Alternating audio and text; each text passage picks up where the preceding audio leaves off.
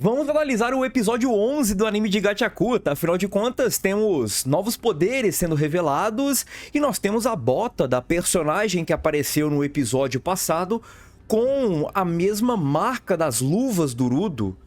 O que será que isso tem a ver? Qual a ligação desses itens? De qualquer forma, eu vou comentar tudo isso aqui com vocês, tomando muito cuidado com alguns spoilers, certamente. Eu vou avisar aqui se tiver alguma coisa, mas eu conto com a inscrição de vocês. Curta e compartilhe o vídeo também, me ajude a continuar crescendo por aqui. E se você já está começando a acompanhar a Gachakuta no mangá, confere o canal porque tem bastante conteúdo também sobre o mangá. Rapaziada, checa a descrição, redes sociais, Discord e muito mais aí embaixo pra vocês. Vamos começar o episódio porque nós terminamos o episódio 10 de uma forma muito confusa, né? Afinal de contas, nós estamos meio que num deserto, depois nós estamos finalizando o episódio com o Endine desmaiando. Então o que acontece? No mangá também foi assim, tá, rapaziada? Foi confuso, a galera até achou que faltavam algumas páginas, mas a ideia é que o tempo retrocede no início desse episódio e nós voltamos no período onde a Amo acaba levando os zeladores para onde ela mora, e o lugar onde ela mora é um lugar mais seguro e certamente tem tudo a ver com o que ela quer fazer contra os zeladores. Mas de qualquer forma, só o fato deles não estarem em contato com o fedor do lixo, aquela atmosfera mais tóxica, já meio que protege eles ali. Então nós temos a casa da Amo, um lugar cheio de coisa e muito alto, e certamente a altura acaba chamando atenção. Afinal de contas, se você quer ir para cima, você tem que buscar lugares altos, e certamente o Urudo ele já começa a entender que talvez seja ali onde a Amo acabou vendo a pessoa subir para o paraíso, e ele já fica bastante animado. Nós temos a Amo apresentando a casa para os zeladores e certamente ela pede para eles tirarem a máscara, e a justificativa dela é para eles meio que mostrarem o rosto, afinal de contas vão conversar com ela, então é justo, né? É falta de educação você não mostrar o rosto com a pessoa que você quer conversar. Bem interessante isso, mas nós temos o início dessa conversa aqui sendo bem polêmico. O Urudo ele questiona a Amo sobre essa questão de ter uma pessoa que foi pro paraíso e voltou sem morrer, a gente quer essa informação. A Amo, ela acaba meio que mudando um pouco o tom da conversa e entende que a conversa vai render mais se eles falarem um pouco de como a pretendente de vocês. É meio que o todo falando ali com Megumi e com Itadori e depois socando todo mundo. Acontece a mesma coisa, né? Só que talvez para você chegar em socar todo mundo, nós tivemos um caminho diferente, mas de qualquer forma nós temos esse problema.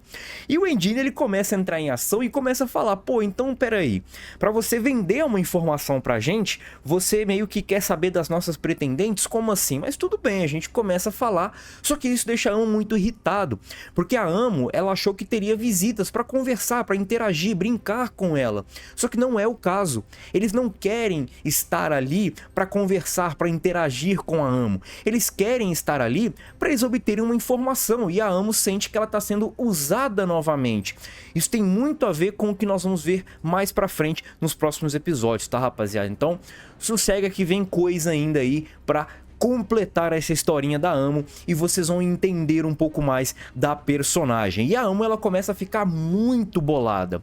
E o Endine, ele fala que tipo assim, pô, beleza, eu meio que posso ter me expressado mal, mas é o seguinte, ó, você precisa botar uma roupa porque eu não tô conseguindo me concentrar na conversa. Aí a Amo já começa a ficar pistolaça da vida.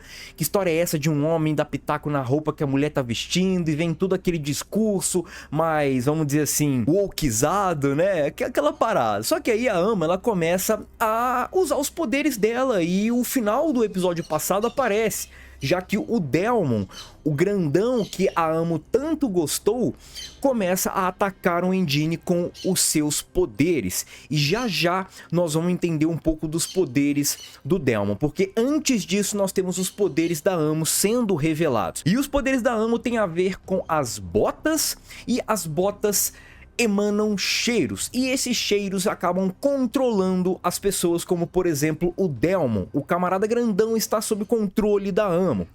Então vamos entender aqui o que acontece com esses poderes. Basicamente, através do cheiro, ela emana lembranças e essas lembranças vão afetar os alvos. Só que tem uma parada bem interessante que o próprio Zanka e o Tanzi, eles começam a falar ali sobre essas questões de tipo assim, pô, beleza, então você basicamente cria lembranças de tempos felizes. Então, basicamente, a pessoa que sente o cheiro, ela acaba revivendo momentos felizes na cabeça dela. E acabam meio que assimilando esses momentos felizes a Amo, e com isso eles meio que ficam ali para proteger a Amo. A Amo é o momento feliz deles, e tudo que vai atrapalhar é o que desgraçou esse momento feliz das pessoas. Então, o Urudo viu os apóstolos nesse capítulo, os apóstolos que avacalharam o momento feliz dele com a Tiwa, só que os apóstolos nada mais eram do que o Tanzi e o Zanka, ok? Então, todo mundo que acaba atrapalhando essa conversa, atrapalhando esse sentimento ou atrapalhando os poderes da Amo, acabam no meio da lembrança das pessoas que a Amo acabou meio que fazendo alvo dos seus poderes, acaba meio que virando inimigos, porque a Amo passa a ser ameaçada. Só que vale pontuar, as botas que a Amo tá usando de Jink são botas que têm marcas similares às luvas do Urudo. Então, a aparência das luvas e a aparência das botas já eram bem parecidos, e até o jeito, né? Porque, tipo assim, o Urudo ele deve ter uma mão, sei lá, tamanho 19 e a luva é tamanho 40, né? A bota é a mesma coisa, né? Mas brincadeira essa parte, rapaziada. Nós temos aquele butinão da Amo sendo algo muito similar ao, talvez, as luvas, né? Ou tendo alguma ligação com as luvas. E outro detalhe, tá? Que vale pontuar.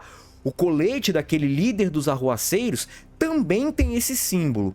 Então tem alguma coisa aí relacionada a um certo conjunto que o próprio Jabber, quando ele foi resgatado pela mulher do bueiro, falou sobre as luvas do Urudo. Então você tem uma peça desse conjunto. Então isso daí tem sim tretas mais pra frente pra gente entender o que vai ser essa ligação desses itens dentro de Gachakuta.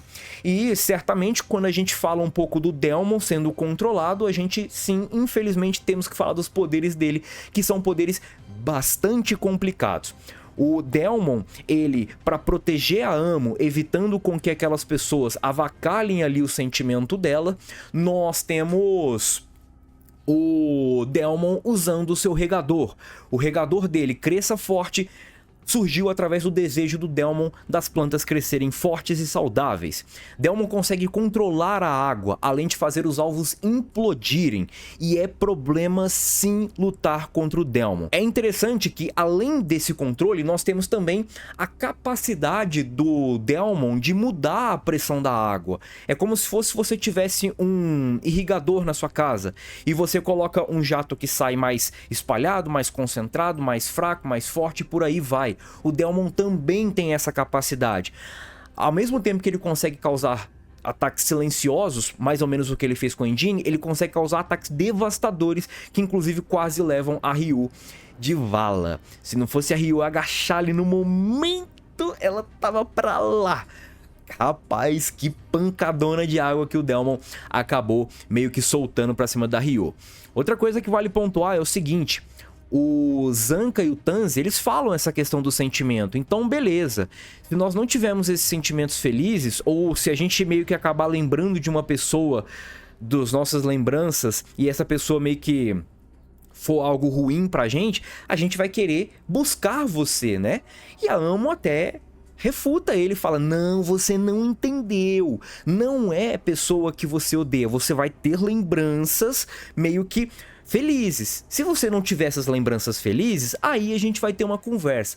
Então é basicamente isso, tá? Os poderes da Amo. O Tanzi meio que entendendo que eles estão ali cercados, depois de toda essa treta, toda essa confusão envolvendo a Amo, o Delmon e todos os poderes da bota da personagem, nós temos o Tanzi entendendo que eles estão cercados. Folo, Ryo, Rudo, Delmon. O Rudo inclusive bate tanto no Tanzi quanto no Zanka. Então todos eles estão meio que controlados pela Amo. que, entendendo ali um pouco, ela fala demais sobre os poderes, então o Zanca e o Tanzi estão ali com máscara já. O Engine tá meio que apagado e o Gris não consegue fazer muita coisa, mas o Gris acaba colocando máscara. E o Tanzi, entendendo que está cercado ali junto do Zanca, ele vai usar o seu Jink, e ele puxa meio que um carretel ali por debaixo daquelas mangas longas que ele tem, e no próximo episódio nós veremos os poderes de Tanzi em ação. Bem interessante isso, rapaziada. Vamos ver, será que o Tanzi vai conseguir dar um jeito nessa maluca? Porque a Amo está delirando e deixou os zeladores encrencados, rapaziada. Vamos ver aí o que o Tanzi vai aprontar pra ver se salva a galera dessa situação. No mais, comenta o que você achou do episódio. Tamo junto e é nóis. Fui!